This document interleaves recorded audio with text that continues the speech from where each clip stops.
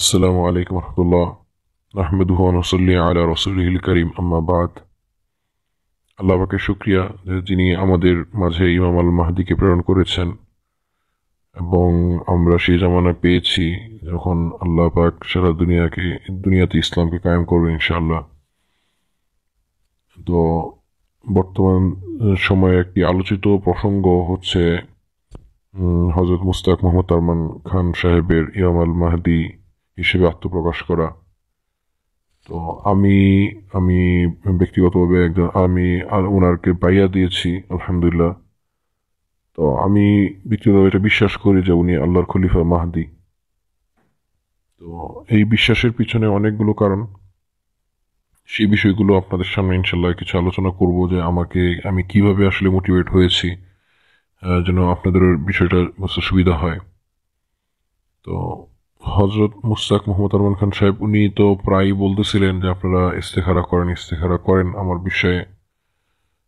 তো আসলে চিন্তা করলাম যে বর্তমান বিশ্বে যে পরিস্থিতি, বা আমি এই বিষয়টা কারোর সাথে পরামর্শ করে সঠিক সিদ্ধান্ত উপনীত হওয়া আসলে কঠিন, কারণ ওলামায়ে কেরামের কাছে অনেকের কাছে গিয়েছিলাম এই বিষয়ে পরামর্শ করার জন্য। কেউ বলে যে হ্যাঁ ইমাম মাহদী আলাইহিস সালামের আগমন খুব নিকটে, কেউ বলে যে অনেক দূরে, কেউ তো বলে লক্ষ কোটি বছর দূরে। আসলে এই বিষয়টা ওলামায়ে কেরামের কাছ থেকে এক একজন এক এক মতানুদর্শী, ওনাদের কাছে সঠিক তথ্য পাওয়া আসলেই কঠিন। তো আর একটা বিষয় হলো এটা একটা গায়েবের বিষয়, এটা তো ওনাদের জানার কথাও না।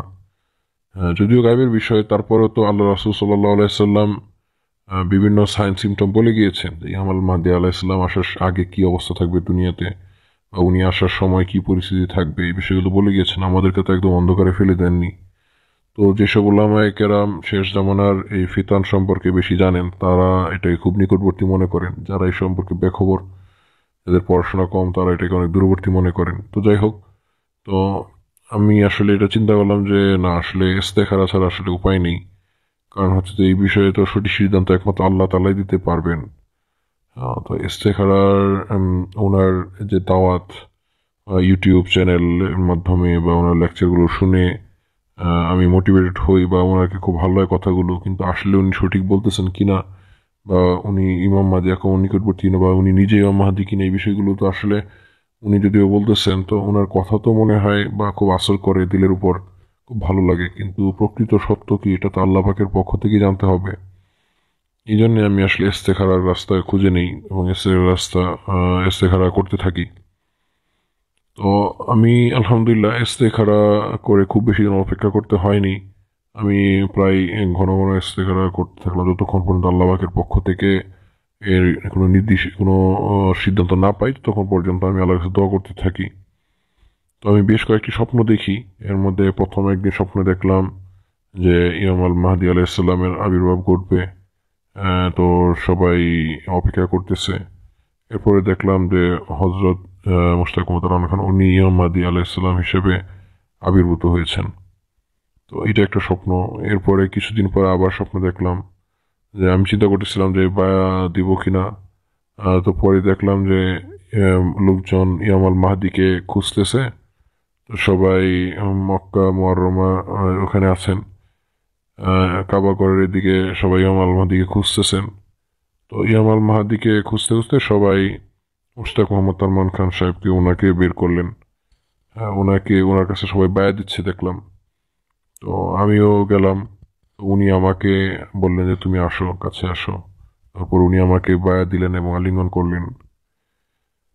এইভাবে দ্বিতীয় আরেকদিন স্বপ্নে দেখলাম। তো তৃতীয় আরেকদিন স্বপ্নে দেখলাম যে উনি ইমাম আল মাহদী হিসেবে আত্মপ্রকাশ করেছেন। আল্লাহ পাক ওনাকে ওনার খলিফা হিসেবে মনোনয়ন করেছেন এবং সারা বিশ্বের ক্ষমতা দিয়েছেন ওনার হাতে, এবং উনি সারা দুনিয়ার বিভিন্ন মানুষদেরকে উনি বিভিন্ন জায়গায় প্রেরণ করতেছেন, এবং উনি খিলাফতের কাজ নিয়ে খুব ব্যস্ত, এরকম দেখলাম। তো এভাবে 3 দিন 3টা স্বপ্ন দেখলাম ওনাকে নিয়ে, যে আল্লাহ পাক ওনাকে ইমাম আল মাহদী হিসেবে প্রকাশ করেছেন।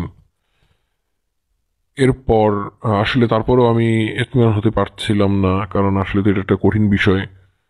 যে এটা কিভাবে সম্ভব, বা এটা তো আসলে আমার তো এত জ্ঞান বুদ্ধিও নেই বা এত এলেম কালামও নেই আমি আল্লাহ পাকের দিকে পরিপূর্ণ রুজু হলাম এবং আল্লাহ পাকের দিকে আমি পরিপূর্ণভাবে দোয়া মনোনিবেশ করলাম। তো এরপরে আসলে আমি চিন্তা করছিলাম, আল্লাহকে বলছেন, আল্লাহ তুমি আমাকে ইতমিনান করো যদি উনি সত্যি হক ইমাম আল মাহদী হন, এবং আমাকে ওনার সাথী হিসেবে কবুল করো যেন আমি ওনাকে বায়া দিতে পারি এবং ওনার জন্য সারা জীবন কাজ করে যেতে পারি। তো আসলে সর্বশেষ যে স্বপ্নটার কথা বলবো, যেটা আমার দিলকে একদম পরিপূর্ণ ঠান্ডা করে দেয়, আমি আসলে এরপর থেকে আমার আর কোনো সন্দেহ নেই যে উনি ইমাম আল মাহদী। তো এরপর একদিন আমি আল্লাহ রাসূল সাল্লাল্লাহু আলাইহি সাল্লামকে স্বপ্ন দেখি। আলহামদুলিল্লাহ উনাকে দেখলাম সাহাবায়ে মাঝে উনি বসে আছেন। তো উনাকে দেখে যে বিষয়টা, আমি যে মেসেজটা আসলে পাই, হ্যাঁ উনি কিছু কথা বললেন। তো উনার যে মেসেজটা আমি পাইলাম, যে আসলে যে মেসেজটা, সেটা হলো যে উনার চেহারা মুবারক, আল্লাহ রাসূল সাল্লাল্লাহু আলাইহি ওয়াসাল্লামের চেহারা মুবারক আর হযরত মুস্তাক মোহাম্মদ আলমান খান সাহেব, উনার চেহারার সাথে অনেক মিল পেলাম। যেমন উনার দাড়ি, ওনার কপাল, আল্লাহ রাসূল সাল্লাল্লাহু আলাইহি সাল্লামের দাড়ি মুবারক এবং কপাল মুবারকের মতোই মনে হচ্ছিল, এবং চেহারার মধ্যে বেশ কিছু মিল ছিল। মিল থাকার মানে আমি এটা বুঝেছি যে আসলে তিনি হচ্ছেন আল্লাহ রাসূল সাল্লাল্লাহু আলাইহি সাল্লাম, আল্লাহ পাকের রাসূলের বংশধর বা ওনার সন্তান। যেহেতু যেহেতু আমরা দেখি যে আমাদের পিতা মাতার ঘরে যে সন্তান হয় তারা তাদের মতো হয় বা তাদের সাথে চেহারা মিল থাকে। তো যেহেতু উনি ওনার সন্তান বা আহলে বাইত, সেহেতু আমার আর বুঝতে বাকি নেই যে আসলে তিনি সেই ব্যক্তি যার জন্য আমরা অপেক্ষা করতেছিলাম 1400 বছর যাবৎ। তো এই আর কি, আর যেহেতু এটা আমার ইস্তেখারার প্রেক্ষিতে এরকম স্বপ্ন দেখানো হয়েছে, তো আমি এতে নিশ্চিত যে অবশ্যই তিনি আল্লাহ পাকের খলিফা ইমাম আল মাহদী, এতে আমার কোনো সন্দেহ নাই। তো আমি আসলে ব্যক্তিগতভাবে আলহামদুলিল্লাহ আল্লাহ পাকের অনেক শুকরিয়া কিভাবে জ্ঞাপন করব যে আল্লাহ পাক আমাকে এমন একটা কঠিন একটা পরিস্থিতিতে এমন একটা সত্যের সন্ধান দিয়েছেন। আলহামদুলিল্লাহ আমার দিলকে ঠান্ডা করেছেন। তো আমি আমার সমস্ত মুসলিম ভাই বোনদেরকে বলবো যে আপনারা বিষয়টা নিয়ে চিন্তা করেন এবং আপনারাও ইস্তেখারা করেন, এবং যারা ফল পাবেন তো আলহামদুলিল্লাহ, আর যদি এরকম হয় যে না, ফল পাচ্ছেন না, তারপর আমার মনে হয় যে আপনারা বিশ্বাস করতে পারেন। আল্লাহি আমি আমি কোনো একটা কথা বানিয়ে বলিনি, আল্লাহবাক সাক্ষী, আল্লাহবাক জানেন যে আমি আল্লাহ রাসূলকে ওনার চেহারা মুবারক বা আল্লাহ রাসূল চেহারা মুবারকের সাথে ওনার চেহারা মুবারকের অনেক মিল পেয়েছি, বা আমার ক্লিয়ার আমার সামনে যে উনি অবশ্যই আল্লাহ পাকের খলিফা ইমাম মাহদী, এতে আর কোনো সন্দেহ নাই। তো আমি বায়া দিয়েছি, আপনাদেরকে আমি আহ্বান জানাচ্ছি যে আপনারাও ওনাকে বায়া দেন।